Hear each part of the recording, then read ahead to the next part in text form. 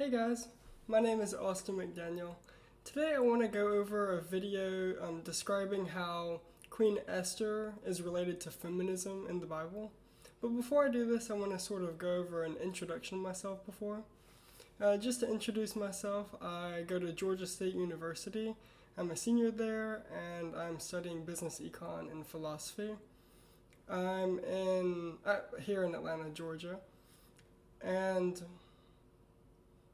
I think I have a few interests that I'd like to express and share in this YouTube page, and I sort of want to do so in a philosophical, yet interesting and investigative, fun kind of way. I sort of want to bring some excitement to what it is we're looking to and enjoy some sort of things as well, as I think this topic in particular is rather interesting. But getting into the topic, first, we're going to be talking about Queen Esther, and if you don't necessarily know who this is, she's recorded in Old Testament of the Bible, and she's also in Jewish texts. She is recorded as this is the last history book in the Bible, or it's recorded as a history. That's sort of how it's characterized. Either way, it sets place in Persian rule, somewhere in between 500 BCE and 330 BCE. During this time, Persia, of course, is ruled by a patriarchal kind of society known as the Persians. In this case scenario, there is a king that presides, and his name is King Ahasuerus. And starting off the first chapter, King Ahasuerus, as we read, sort of removes his earlier queen, Vashti, from her position because she doesn't come to him when he asked or required. And there's the sort of aggression, the patriarchal aggression you can kind of see even here, where he uses anger and disturbance, if you will, in order to obtain his wishes. With this, we have a power vacuum, and Queen Esther, or who will later become Queen Esther, sets up her position. Now, before we really dig into the story, I want to talk about feminism and how Esther relates to feminism. The type of feminism we're going to be looking into here is called intersectional feminism. It's a type of feminism, or form of it, if you will, that's been super popular these past few years, especially with black and brown women communities. It really just wants to understand separate lenses and separate cultural struggles that women go through that compound upon them being women. And these sort of differences impact how they express their femininity, express their feminism quite generally, and how they maintain autonomy with themselves. So with Queen Esther, we're going to dig very particularly in how she was a Jew at this time, how the Jewish people were themselves a type of minority under Persian rule, how she is a woman in this very grand patriarchal society, a society that has conquered lots of people. And so it makes it even more of a sort of male-dominated and aggressive society. Not just society at large, but the sort of government and its sort of power as a whole. And with all that being said, I think Esther gives a very interesting perspective of feminism, one where she uses her sort of feminine resources, if you will, to obtain power and to work through the patriarchy in a sort of way to achieve her ambitions. So sort of pay attention to that as we go through. Now back to the story. I just stated that Queen Vashti has been removed by King Ahasuerus, and this leads a power gap. Well, with the power gap, these new position has opened up with women. So there's a lot of candidates that open up, and one of those candidates is Queen Esther. Now she has to go through a lot of processes in order to execute even candidacy in that sort of area. So she is adorned with oils and perfumes and myrrh, and she does a lot in order to sort of beautify herself, but also femininely prepare for the wooing role. And in this sort of role, she's going to stand before the king and sort of express herself in a way, and hopefully she pleases him.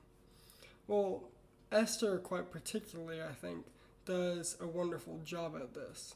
And so we have to really read between the lines and how she stands before the king and these sort of things to show that she's using a type of seduction here in order to enamor and allure the male gaze, but also the male power, if you will. And with seduction, we don't necessarily have to make it something that is a sort of sexual connotated. I think in this quite scenario, a type of seduction is used by lots of different people. We'll go to see how Haman uses a type of seduction as well. And seduction can also sort of include language as well. I would include rhetoric as a form of language seduction. So rhetoric really is just the use of words in order to lure and sort of pull in a type of person's focus, or an audience focus in general. Like a politician giving a big speech, or you trying to get that promotion, you're going to use rhetoric and sort of that form of seduction to get what you want in your sort of ambition. And Esther uses this quite keenly. You can see all throughout the book how she talks to the king, particularly to see that she's sympathizing with him and she's putting herself in a position to be enamored and to be sympathized with as well. Okay, now, with all these processes accomplished and going before the king, Esther certainly woos him. She wins his favor quite quickly, and I think that should be certainly appreciated. And I think in the Bible it needs to be pointed to as well. All throughout the second chapter, there is a usage of the word obtained, and the fact that Esther obtained his favor and she obtained queenhood. Obtained should not be taken lightly. I think it's used in the same way that we would now say, I'm about to obtain an economics degree. You have to go through these sort of credentials in order to meet and obtain such a position and such a credential, if you will, or a degree. And with that, I think it's impactful the fact that Esther is able to obtain in sort of this way. And she uses quite particularly her femininity and her feminine resources as a sort of credential in a seductive and alluring rhetorical kind of way to appeal to the king and thus obtain her position, her power. And this seat is extremely important.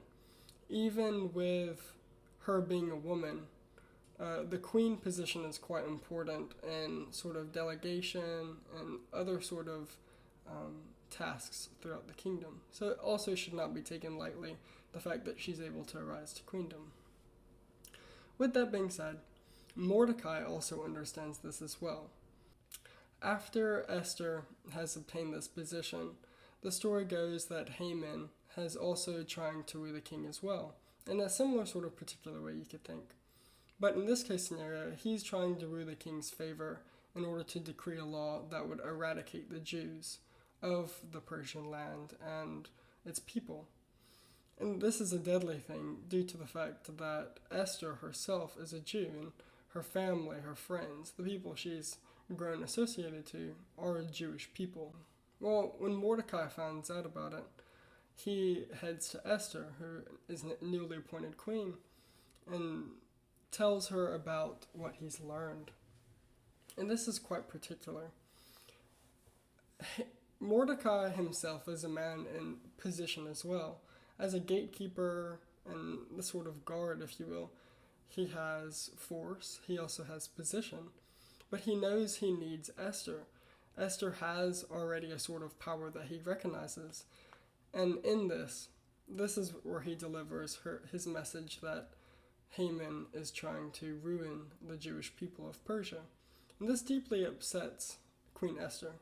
We can see in chapter 4 of Esther, her really being convicted of this desire to help her people. This isn't necessarily a negative connotation of conviction. If you really look into it, Esther, like other biblical characters, feels extremely deeply and personally about this particular social issue, and it becomes one of her highest desires in the moment. You can quite tell, especially when she tells Mordecai She commands him, that is, that he should take all the Jews in the local area and pray and fast for her, and that she'll go before the king, even if she isn't asked to. And this is very dangerous. This isn't to be taken lightly either. Going before the king when you're not asked to could get you killed on sight, especially if he's angered or disrupted at the moment. You don't want this. But Esther quite bravely states she'll go, and if she perishes, she'll perish. This is a widely brave task, and with this, she has to really understand her position and power, and she's also fully taking autonomy of her womanhood. Now, in this quiet scenario, you could sort of think of it in a Simone de Beauvoir sort of way, where she is becoming woman, or become a woman, a being very individual in the sense. Esther understands her feminine resources, she understands her position and power, and she's quite willing to go before and use them in order to accomplish her desires and her ambition. And I also use this word ambition quite particularly because her conviction runs so deep that it pushes her extremely forward in a way that we sort of think of in a masculine way. Ambition, sort of in the business world, for instance, is the sort of masculinized understanding of reaching towards greatness. But Esther uses it as well. So one could say that in her understanding of being a woman, she also fully embraces powers beyond what her typical scope would be in this scenario. So in this, she's taking autonomy in her position, one as a Jew, but also as a woman. And this is really particularly where her intersectional feminism comes into play. When we understand this, we see that obviously Esther isn't the sort of Joan of Arc, takes up a sword, runs against angry men who are going to do her harm. She doesn't do this. She quite bravely puts on her robes, as we see in chapter 5, and she quite strategically places herself to be seen and viewed. This is seen quite commonly in Christianity and the way that I've been raised as a mark of submission, but I don't necessarily think so. I think this is her seduction coming into play, and she's quite strategic and particular about it. With this, as we go into chapter 5, we see that Esther is extremely positioning herself in a way to gain competitive advantage in the sort of battle of seduction or battle of influence between her and Haman.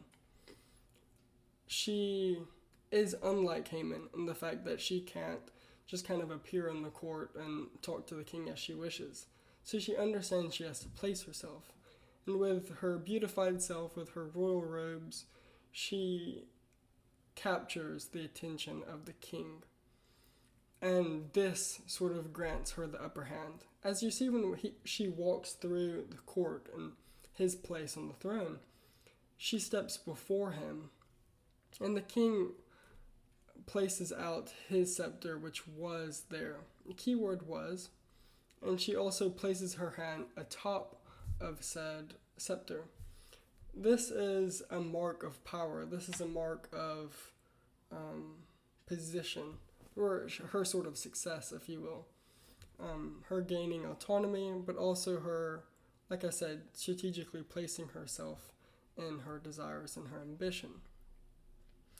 Grabbing the sort of patriarchal gaze and power over it, if you will, she's granted a wish by the king, who finds great favor in her in the moment.